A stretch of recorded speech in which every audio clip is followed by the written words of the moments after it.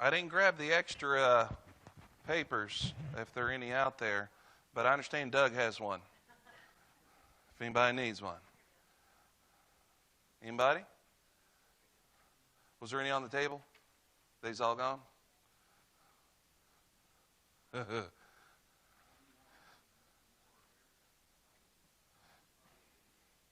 Rachel was needing one. Mind the right spot? Make Randy's job hard.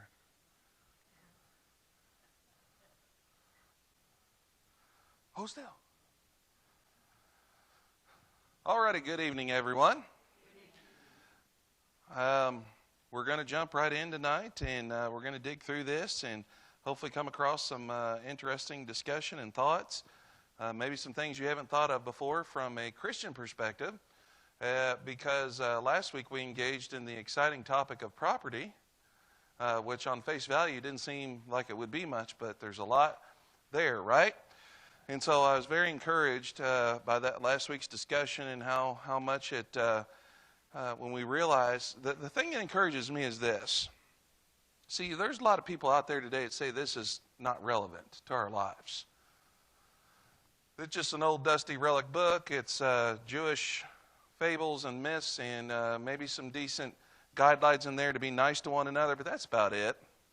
You know, no different than some other ancient books. Well, I think when we really take the time to understand what God's Word has to say, it reaches into all aspects of our lives. There's nowhere it doesn't reach. And when we see how it connects with something as simple as I own this or that, and why that's important, it really, I think, strengthens what we talk about as our Christian worldview, and that is understanding everything through the lens of Christianity. Well, the question we begin with tonight is this. Well, what does economics have to do with a Christian worldview? Economics. So when we hear the word economics, what do we tend to think of? Money, right? The terrible high school class you had to take? Required class, right? Yeah, you had to take economics and government. They call it econ, right? Econ. Right? Not even worth saying the whole thing. All right, what else do you think of? Anything? Say it again. Business world, sure. Yeah, I mean, we really tend to just think of maybe the stock market or the business world or that kind of stuff. You know, is our country healthy economically, things like that. When it comes to election time, this seems to be an important topic from an individual perspective, doesn't it? Why around election time does this seem to be an important subject?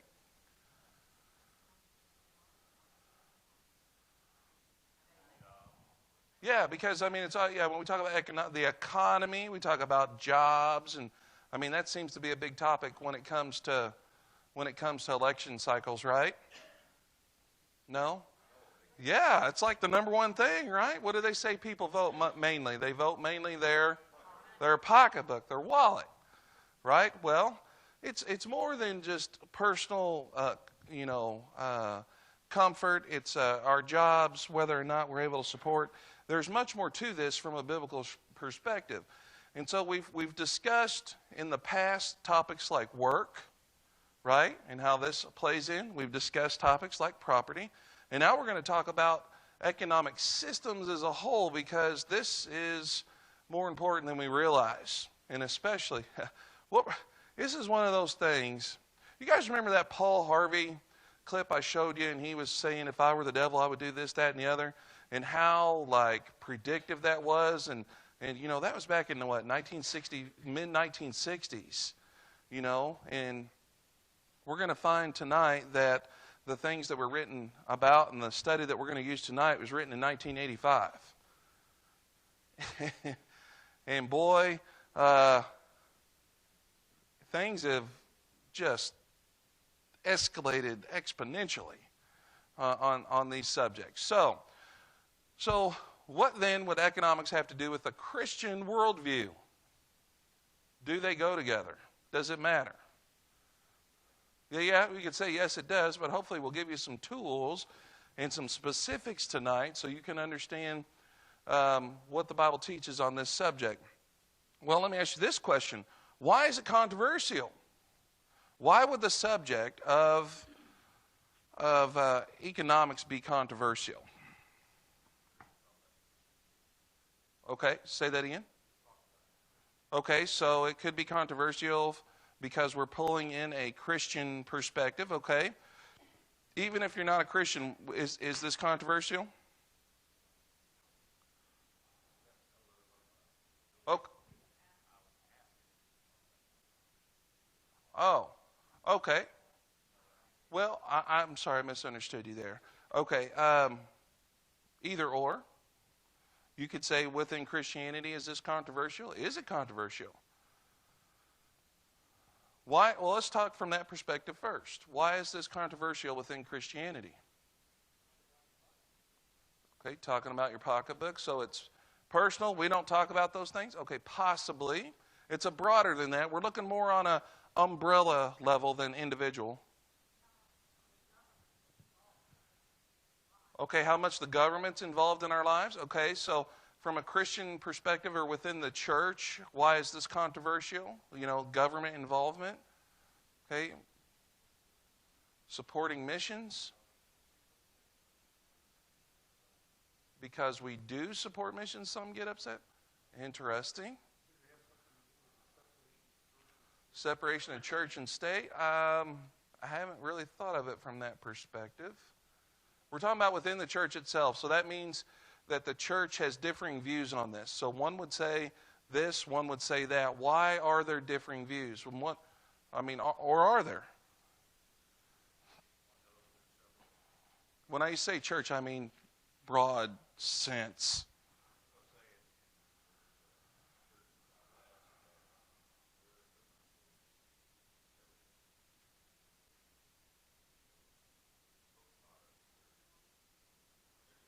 Okay, so the church, it's this denomination, if we want to call it that, invest in real word. Okay, so that's interesting. That's interesting. What else? Okay, see, there would be some within Christianity that would say that certain systems are evil and certain systems are not. So there would be some within Christianity that would say that the communist perspective is good. You realize this?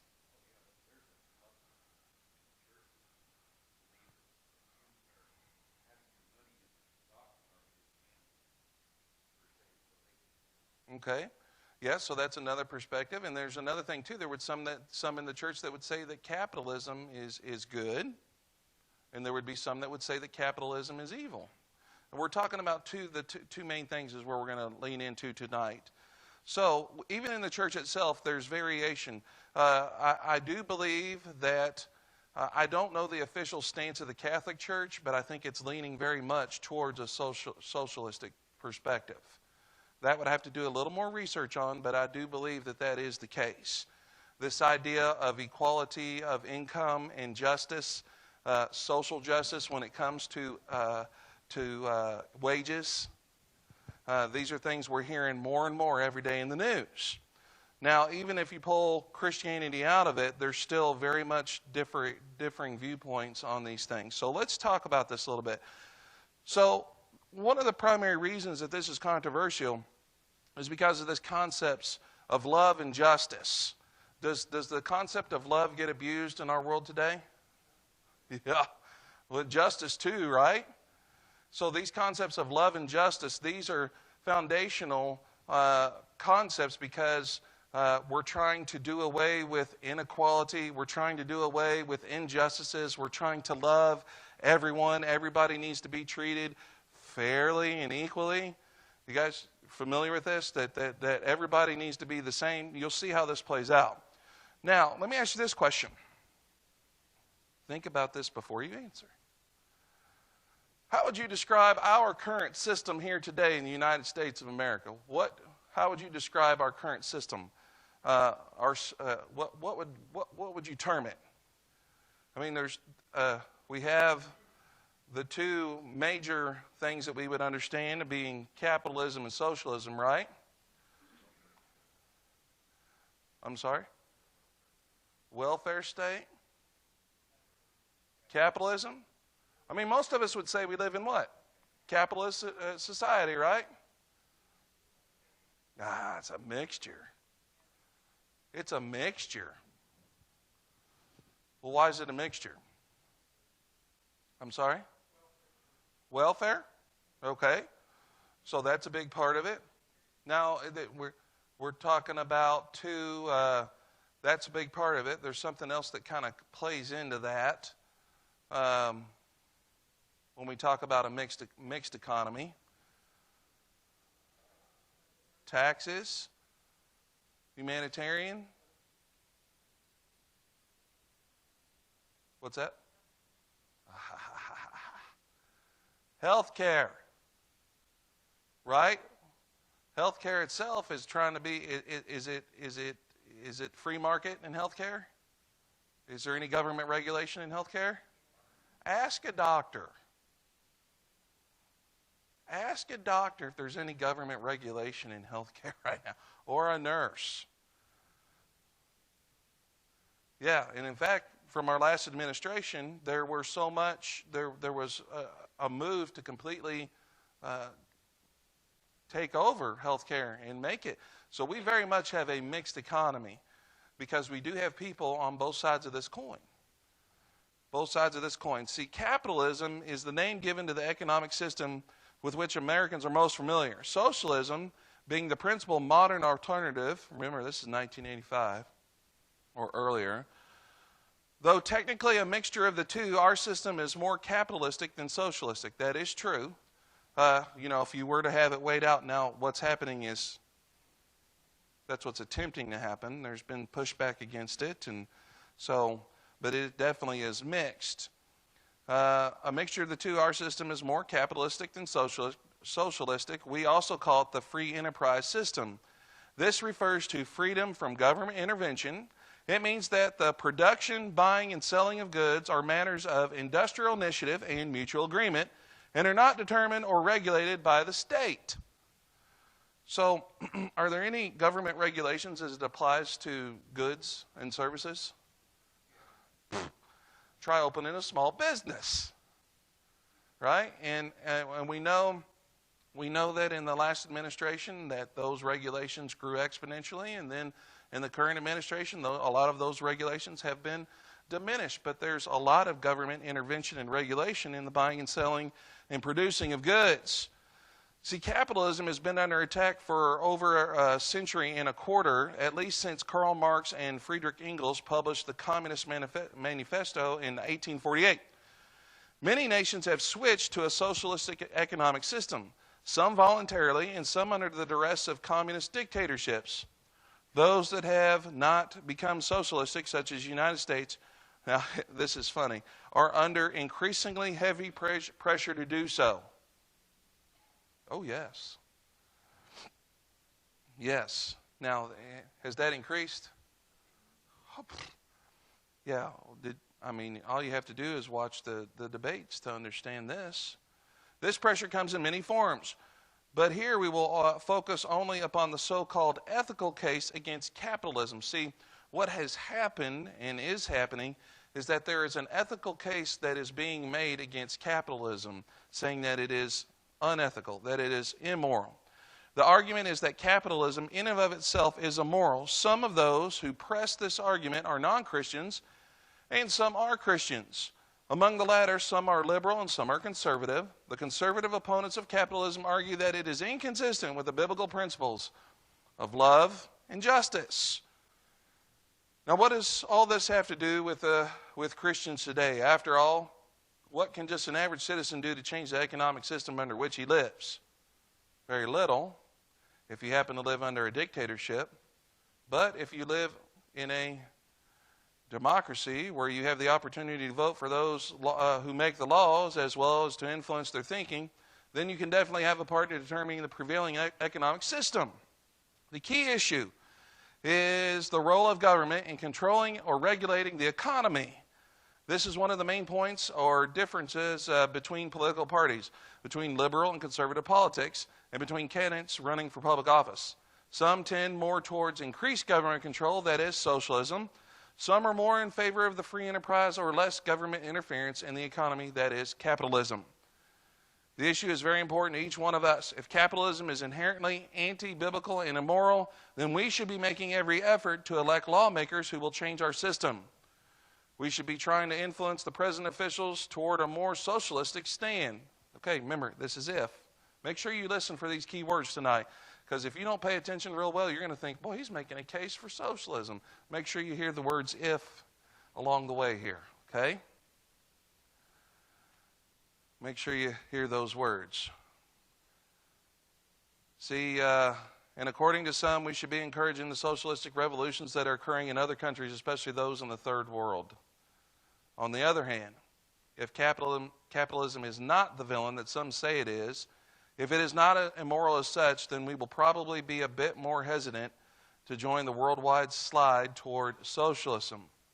We may even find that there are good biblical reasons as well as pragmatic ones for preferring capitalism over socialism. In any case, the first question to ask is this, in deciding this issue, and this is probably the most important paragraph that we'll read here tonight and that we need to understand tonight. In any case, the first question to ask in deciding this issue is what? What does the Bible say? This takes precedence over everything else. We must be careful never to defend or oppose a particular position on any issue just because it is the American way. The question is it the Christian way? That's what we're going to try to understand tonight. What is the Christian way? So there are three basic systems. In the first system, these are very, very, very, very, very brief synopsis of these systems. Okay? Three basic systems. The first is capitalism. First, we must give a brief description of each of these three main economic systems, beginning with capitalism. The capitalistic system is based upon the private ownership, and now we should have a good understanding of this from a biblical perspective based on last week, as opposed to state ownership of the means of producing marketable goods. This includes such things as land, resources, tools, machinery, buildings, anything used in the production of other goods. Capitalism is also known as the free market system, meaning that the market is free from state planning and control. Goods are exchanged on the open market with the law of supply and demand being allowed to determine what is produced as well as the price for which it is sold. In the final analysis, the consumer determines the market, since what the consumer can buy or will buy is what will be produced. So in this case, when we understand that the consumer determines the market, what are some results of that? Of the consumer determining the market? Okay, price, what do you mean? Supply and demand, okay. So, sure, this idea, that's a part of it, of what goes into a price. What's that? Okay, so if two people are trying to attempt to solve the same problem, and if there's a better product at a better price, the consumer is going to do what? Buy the better product at the better price. Danielle? Okay, so the consumer then determines the price. So it's hopefully that there's a base of knowledge there that in the consumer determines what the price is going to be, the market, and what is needed. If you make something that doesn't fulfill some sort of need or desire, is it going to sell? It's got to match up with one of those two, doesn't it? And if it doesn't, I mean, then yeah. Any of you guys ever watched the show Shark Tank? You guys familiar with the premise of that? Someone shows up with a product, right? And basically they try to figure out, I just remember that story. So they show up with a product that they think is going to fulfill a need or a desire, right? And then those experts decide on whether they're not going to invest in it based on all sorts of factors. And so Shark Tank would not exist in a socialistic economy. There would be no such thing. There would be no such thing because there is no drive to for initiative and creativity and these kind of things, it's very much diminished in that system. Quick funny story about Shark Tank. Can't tell it? You don't care? We probably already have. So the very first time we were watching the show, I didn't know what it was. I was flipping by, right? And they show these sharks swimming in a fish tank, right? Like in and around where these people are pitching their products. And the very first time we were watching it, we were watching this guy pitch his product, and I could tell Kelly was getting more and more anxious for this person. She was getting a little, like, because she has a very big heart, she's very caring enough. She wants these people to go on there and become millionaires, right? Very first time we watched it, just kept flipping channels. Oh, let's watch this for a second. And so, right before someone's going to help them out and invest in them, they go to commercial, right? And during that commercial, she was pretty tore up. I could tell she was, I was like, honey, what's wrong? I'm not making this up. She said something to the effect of, I don't know the exact wording, of that she didn't want them to lose because they were going in with the sharks. So, like the floor was going to open up and they were going into the tank with the shark. That's a really bad day if you think about it. You get rejected by all these billionaires and millionaires, and not only that, you die. So, I guess you'd seen too many James Bond movies. It's like, it's okay. They're not going to die. That's funny. So anyway, that's capitalism. The consumer determines the market. Socialism is the next one. Socialism, if you ain't figured that out yet, socialism. So the basic alternative to capitalism is socialism, which is the economic system in which the government plans and controls the market. This usually involves what is called the public ownership of the means of production, which means only that the government owns them. A state planning agency determines what is produced and the prices for which the products are sold. There are two basic forms of socialism. One is the Marxist type, in which the economy is controlled by a totalitarian dictatorship. All production and economic policy are simply decreed by those in power. The people in general have no voice in choosing the plan or the planners. The other type was what is called democratic socialism. In this system, the economy is still planned and controlled by the government, but the people are free to choose their government and therefore their economic planners in free election. They also may freely criticize the existing government and form opposition parties. As one observer puts it, these two types of socialism agree on who owns the means of production, namely the state, but they disagree on who owns the state.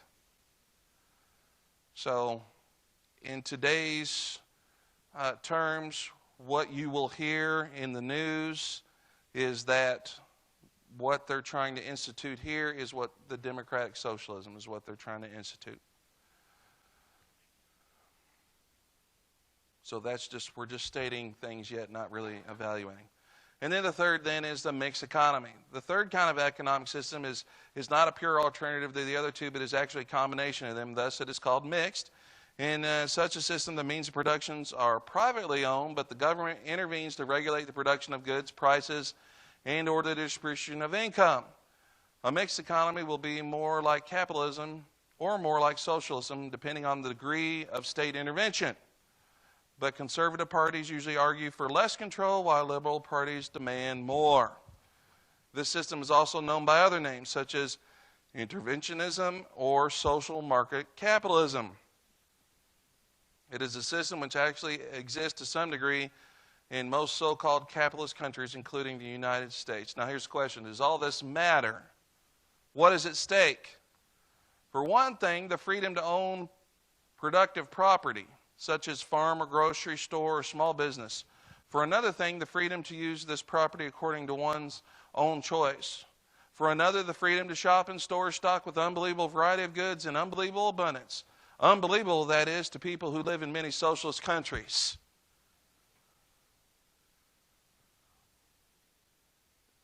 There's a big difference between what you find on the shelves in a socialist country and then what you would find in a store here. Another thing at stake, of course, is the question of justice. This leads to our next point. And this is, we're going to talk about the criticisms of capitalism. The criticisms of capitalism. That's the next line. Criticisms. Because this is one of the important things that you need to do when you're understanding a position is to understand the criticisms of it, kind of understanding both sides of an argument. And that's kind of an important thing to understand here is, do their arguments hold water?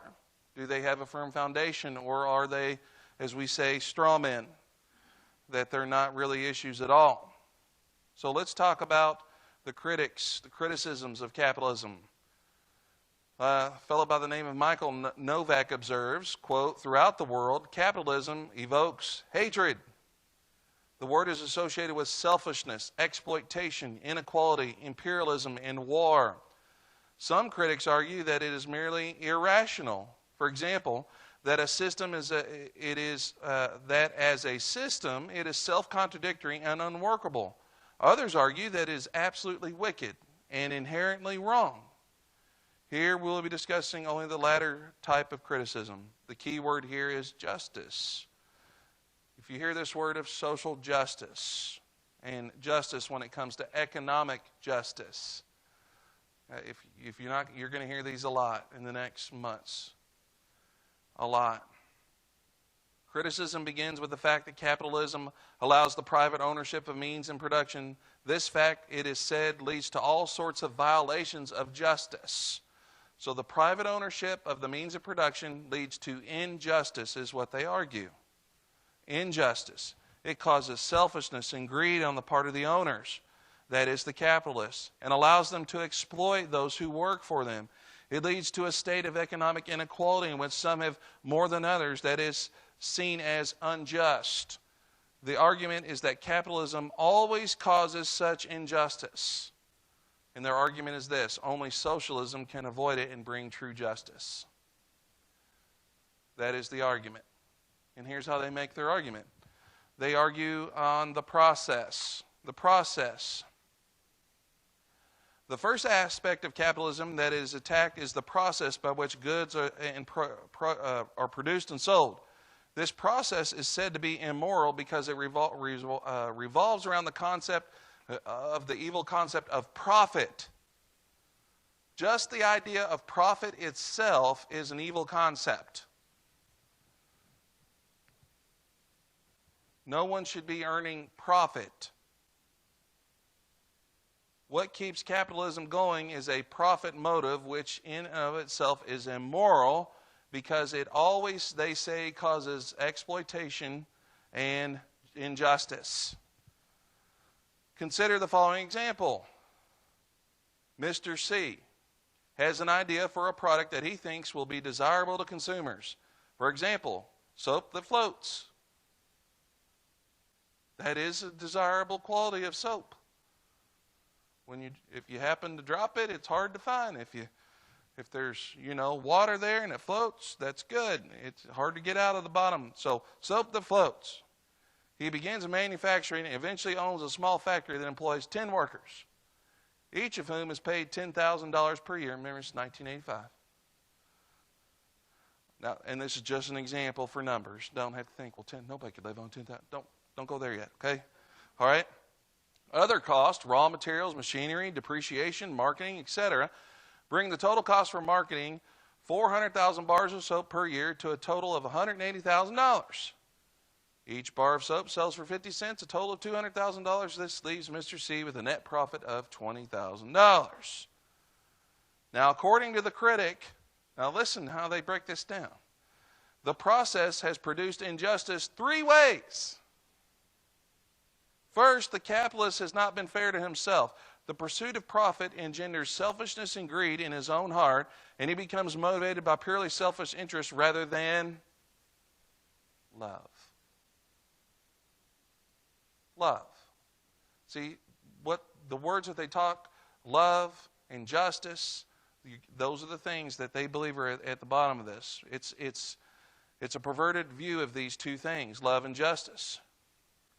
This would be eliminated, we are told, if profit were eliminated and the government controlled the process. Second, the capitalist exploits his workers. The laborer is paid only so much, but the product he makes is sold for much more than the cost of his labor. This surplus, the profit, winds up in the capitalist's pocket, thus cheating the worker of what is rightfully his. That's the second way they say that the process is evil. Third, the buyer or consumer is exploited in a twofold way. The capitalist's relentless pursuit of profit means he has to pay more for the product than he should, and he is often seduced by clever advertising into buying unnecessary things.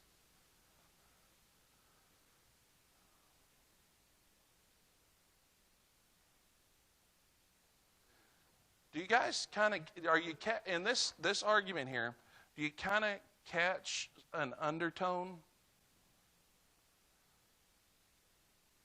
So, kind of a unifying factor here in the way that they approach people in general? We're all what? Stupid and bad. You're either stupid or evil. And somewhere out there, there's someone who isn't stupid or evil, and they're going to help you along the way. Yes, that's the yes, that's the concept. Yeah. Nothing's free. Ever. No. So, that is the process. Then we have the result. Remember, these are criticisms of capitalism. The result. A second kind of criticism of capitalism is directed toward the result of the process described above. The critic asserts that capitalism produces a state of economic and social inequality. Some people will ultimately have more wealth than others, sometimes much more. This has the effect of dividing society up into classes, alienating one group for another, and this is labeled injustice, and its alleged cause, capitalism, is severely condemned. So, in this system, they say that only in socialism will there won't be classes. Everybody's the same.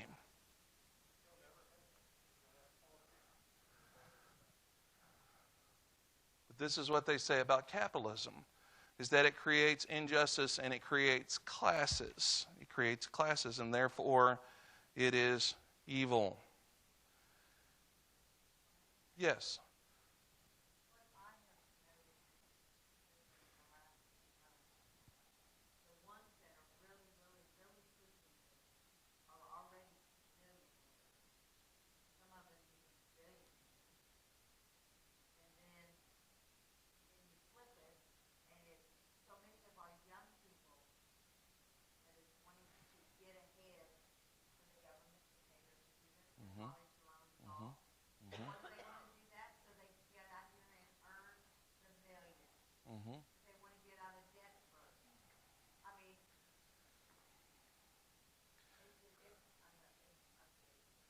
So there used to be a point in time, it's always been kind of made fun of, but there used to be a point in time when it was an honorable thing to go get a job as a teenager at McDonald's. That used to be a good thing. They called them entry-level positions where you could learn skills and understand things and what it's like to get a paycheck and all these kinds of stuff. Anymore, I think many of our young people are like, I'm above. There ain't no way. You know, I want to have my college paid for. When I come out, I want $80,000 a year in a corner office. It won't take long to talk to this generation. You're going to find that out. Nobody wants to work for anything. See, when we tie property, biblical understanding of property, and a biblical understanding of work, it completely undermines the mentality of the entitlement mentality, which is extremely prevalent, and that's what's taught. We'll keep going here. So, their solution. So the third point there is the solution. Their solution to the criticisms of capitalism, the process, the result, the solution. The solution to all this injustice, according to the critic, is government control of the means of production. See, if government has control of it, then that's going to remove any greed. Sorry. Or at least strong government regulation of production, sale of goods, and the overall distribution of wealth. Right? That concept of distribution of wealth. This is supposed to eliminate or sharply limit profit and competition, and thus selfishness and exploitation. It is also supposed to result in full economic justice. Remember, it's 1985. I'm tired of hearing this. I mean, it's all you hear about in these things. Economic justice, equality, inequality, injustice, all this stuff. Love, that's what we hear about today. It is supposed to result in full economic justice, which is interpreted to mean equality of ownership and wealth. Many people believe this is the only position consistent with Christianity. Many people believe this is the only position consistent with Christianity. So, our next question is this. Is capitalism Christian? Is it Christian? The charges against capitalism are very serious, and if they are valid, Christians should be the first to oppose it. If what we just read is true, if that is reality, then we should oppose it. So the question is, we need to evaluate, is it true? Now, in this last section, we will examine these charges, and we will find that they are basically invalid. So, the first thing there is private property. So, we should have what you could do is take our whole discussion from last week and insert it right here on this understanding of private property. Let me, just in a nutshell, did we determine the ownership of private property was biblical? Absolutely. Absolutely. There's nothing wrong with it. In fact, it's an important fact. It's a universal fact of our existence. And all the different things about that. It is founded by God. It is given by God, and it is this concept is built. It was given to us, and therefore we have this concept of stewardship when it comes to private property. So we can insert that there. So we've already understood that private ownership is not wrong, but is sanctioned by the Bible. So insert pretty much that whole discussion on that point. Now, the profit motive. Is the profit motive inherently an evil motive? Now, we ask whether the profit motive is wrong as such. Does it always engender selfishness and greed? Now, the answer is that it can. It can, but not necessarily so. It is true that the love of money is the root of all sorts of evil. Thus, the desire for profit may destroy a person spiritually and cause them to exploit others. But this is true not because money and profit are sinful as such, but because man's heart is sinful. That has to do with the general state of man, not the system. See, greed cannot be blamed on the system. It arises in the heart and can corrupt any system, including socialism. See, under socialism, greedy officials and managers can and often do allot to themselves a disproportionate amount of goods, basking in abundance, even if the majority goes hungry. What example do we have in recent history of this? North Korea? Okay. Venezuela. You guys realize what the second richest country in the Western Hemisphere was about 15, 20 years ago? Venezuela. People were doing fine, and then what happened? What's that? Juan left? Valdez, coffee guy? Good grief.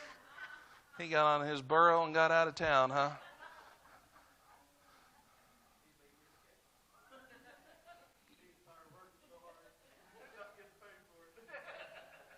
But then what happened, it was they changed economic systems, and today things are great. Oh, it's abject poverty. What's that? I don't know.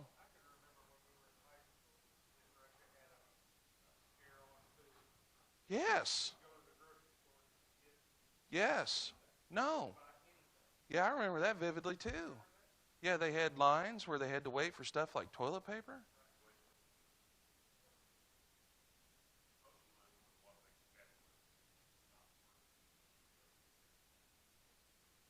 A mixed system. When it becomes mixed and more proportionate towards socialism, that's when it starts to fail. Yep, yep, yep. So the profit motives, we're still talking about that. See, greed cannot be blamed on. It arises in the heart and can corrupt any system, including socialism. Under socialism, greedy officials and managers, yep, so forth. Okay, we already read that. Socialism also creates a situation in which man's greed leads to bribery and black marketing. It also exploits and justifies man's sinful tendency towards envy, where those who have less covet the possessions of those who have more and devise legal, if not necessarily moral, ways to acquire them. This is why socialism is sometimes called the politics of envy. Think about that for a minute. Much of what we find in today's world is they're exploiting envy. Our current political candidates are exploiting other people's envy. And not only exploiting it, but feeding it, encouraging it. Even in a capitalistic system, greed can cause the alleged exploited workers to mount an organized labor strike, thus acquiring more money not by work but by extortion and violence. The point is that greed is not exclusive sin of the capitalist. That's true. But it is constant danger for anyone under any system.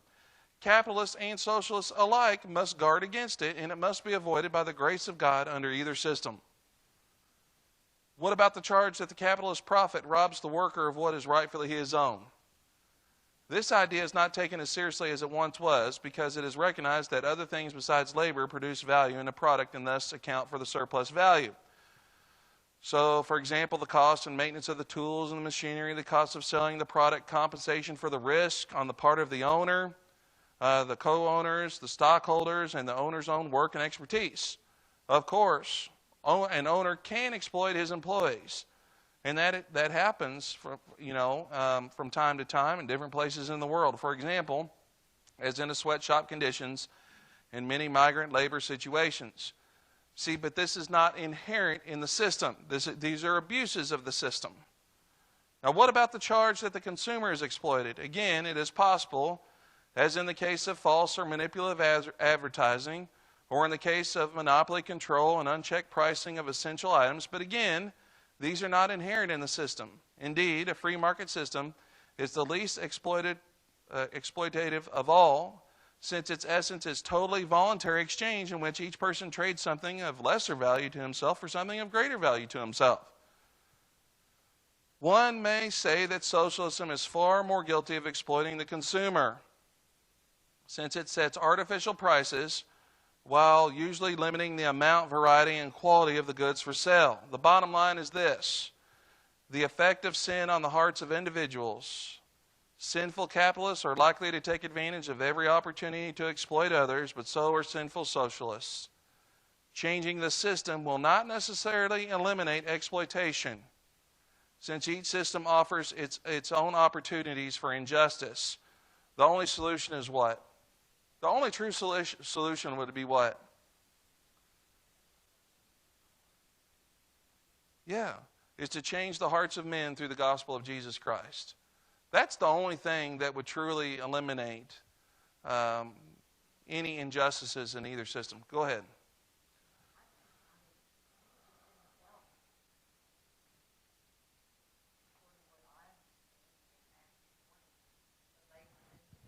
Mm-hmm.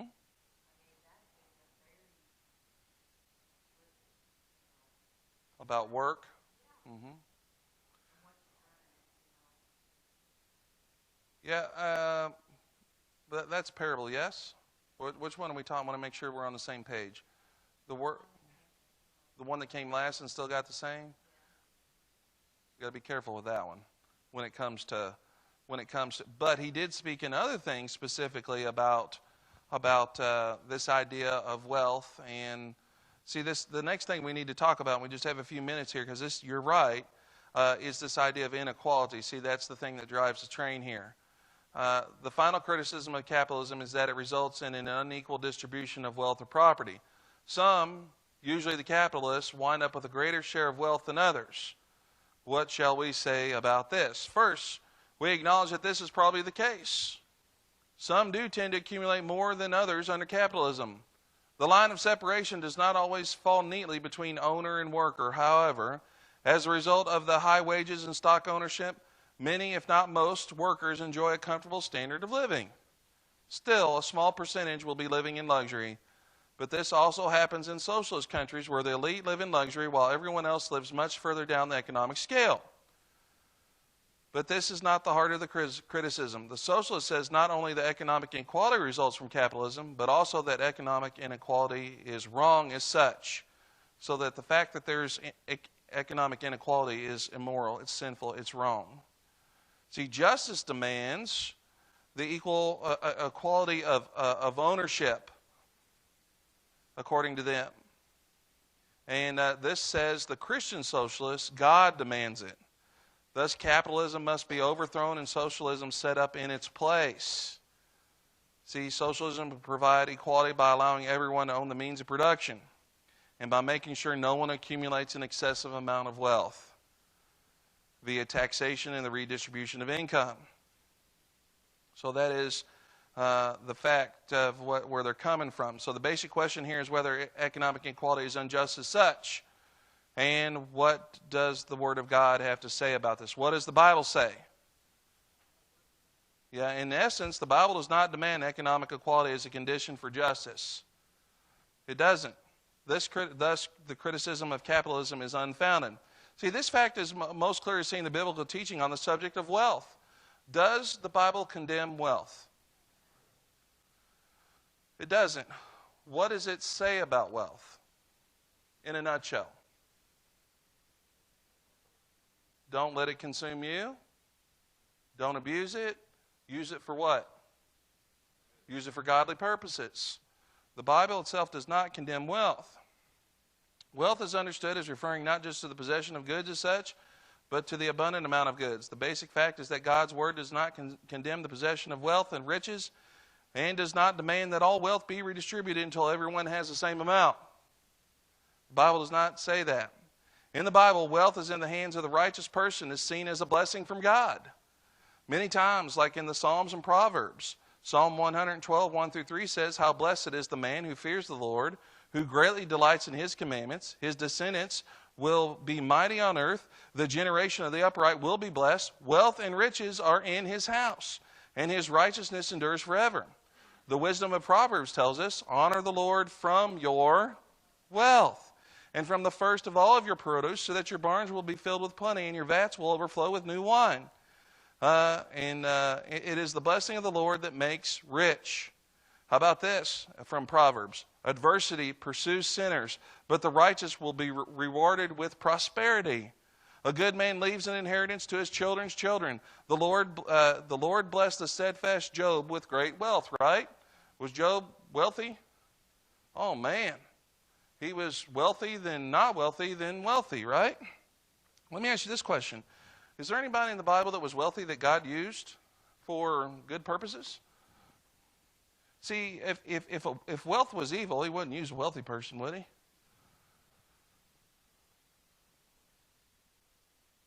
Can you think of anybody that had a lot? There was a clue. Abraham. Abraham was very wealthy. Very wealthy.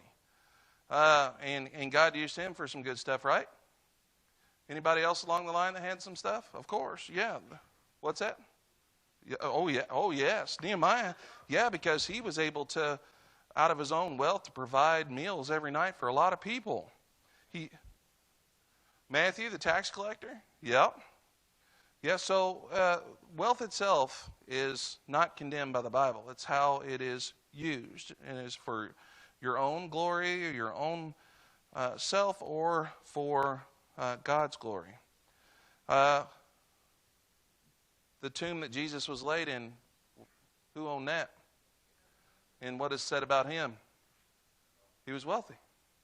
He used his wealth for something good in this case. To own a tomb was I'm telling you, it's not. I mean that's expensive to properly bury someone. I mean so. Now, as we saw in the last chapter, possessions and wealth are the natural fruit of diligent labor. Those who work harder deserve to have more. The rich are warned that their wealth can become a stumbling block if they put their hope in it, that's what Gary was saying, or boast about being rich, or forget that God is the source. The wealthy young man whom Jesus told to sell his possessions and give the money to the poor had apparently succumbed to covetousness, and Jesus was telling him the only way he was going to conquer this sin was to get rid of his stuff. See, such drastic measures were not required of everyone, though. The fishermen apostles did not dispose of their boats and fishing gear. The wealthy Zacchaeus gave only 1/2 of his possessions to the poor, and Jesus praised him. See, the rich are not condemned for being rich, but for other things. They are condemned for misusing their wealth. There's more that we could talk about here, but I want to get through the end here. I know we're out of time. See, what about the early church? What about the early church, about those who had and those who didn't, right? They were commanded to make sure everybody had an even amount, right? What was the basic principle at play here? To share. Those who had were to what? To provide for their needs. See, there would be some that would say today, not only do you need to provide for my needs, but you've got to provide all my wants too.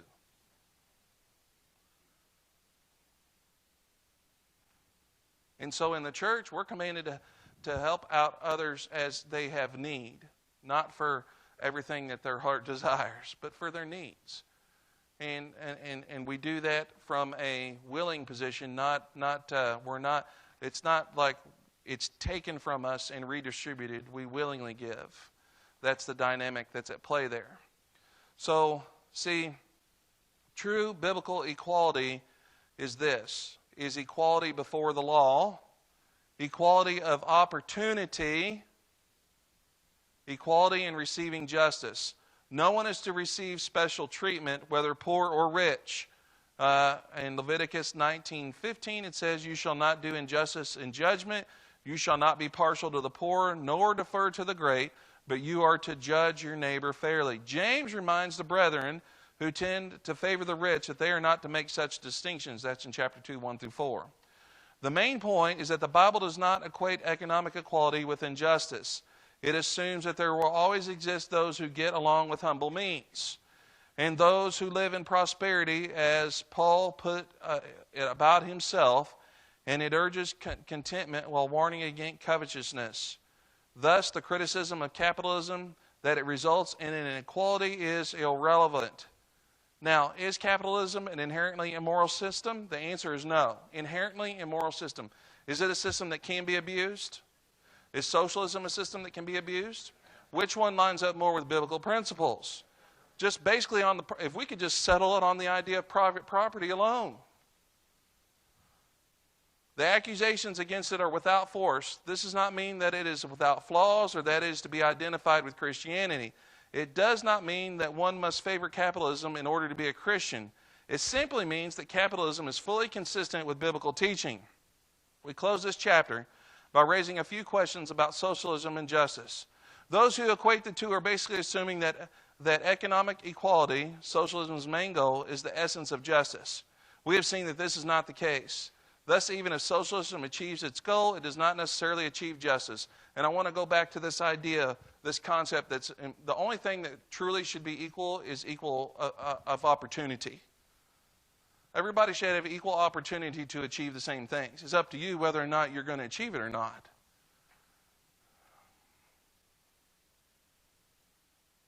Thus, even if socialism achieves its goal, it does not necessarily achieve justice. The fact is that socialism creates some injustice of its own. It takes away our full right to own private property. That right there is, to me, that's anti-biblical. There's a problem right there, right away with that one, right off the bat. It also weakens the right of the worker to enjoy the fruit of his labor by taxing the productive worker for purposes of redistributing among the non-productive. Again, I believe that's a non-biblical principle. To take from those who work hard and give it to those that don't work, that's not biblical. In doing so, it violates the principle that work determines ownership. Socialism also destroys our freedom to give to the poor voluntarily out of a glad and grateful heart.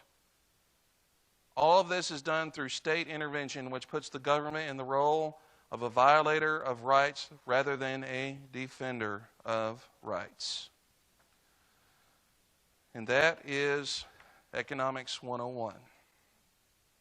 Any questions, comments?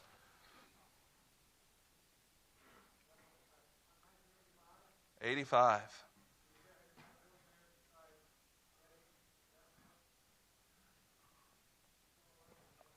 Rockefeller? I don't know. I mean, in '85, I call Forbes. They might know. I mean, whether they were millionaires or billionaires, I mean, they would say that economic inequality is evil. What are some buzzwords that you're going to hear that indicate that they're pushing for economic justice? Equality and justice, Wall Street versus Main Street. If you hear that, that's what they're talking about. Is that there should be that we should all be equal. It's wrong. The evil Wall Street folks and the good regular folk. That's what they're saying. Anybody else? Anything else?